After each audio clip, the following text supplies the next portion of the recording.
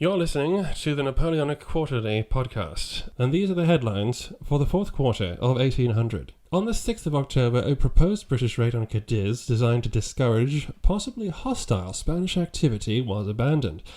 But the very next day, Spain ceded Louisiana to France in the Treaty of San Ildefonso.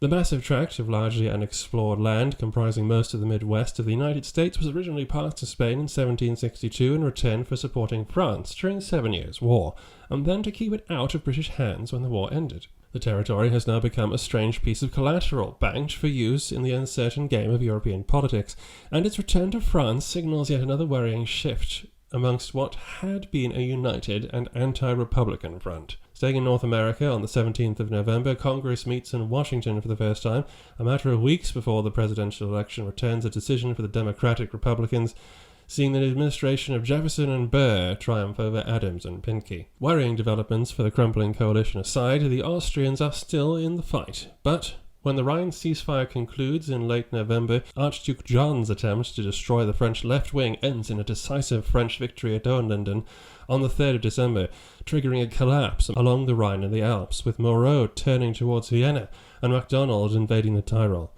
Faced with complete defeat, the Austrians sue for peace at an armistice signed at Steyr on the 25th of December.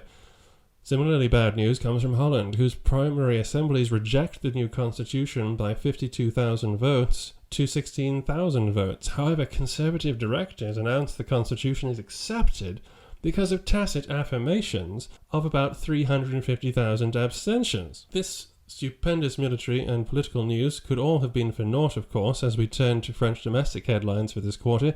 Only a day before the armistice with the Austrians, an assassination attempt on Bonaparte's life narrowly misses its target when a massive bomb is deployed in a public street to try and take out the first consul in his carriage. The attempt prompts one of the first forensic crime scene investigations led by Joseph Fouché. Napoleon's survival, of course, means there will be no leadership crisis in France at this critical juncture, made all the more critical because back in October, Russia had formally informed France of her desire for peace and had begun negotiating a pact with Denmark and Sweden to form the League of Armed Neutrality, which was signed with the addition of Prussia on the 16th of December.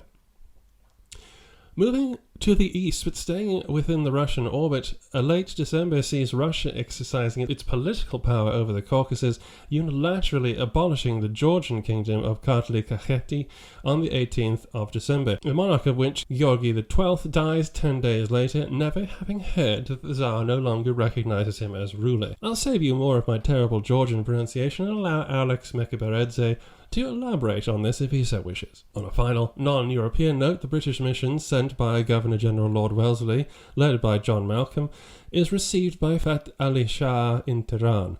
Persia at this time was seen as a vital geopolitical ally for the British in India, as they acted as a check against the Afghan Durrani Empire's ambitions on Hindustan. Back to you now, Alex.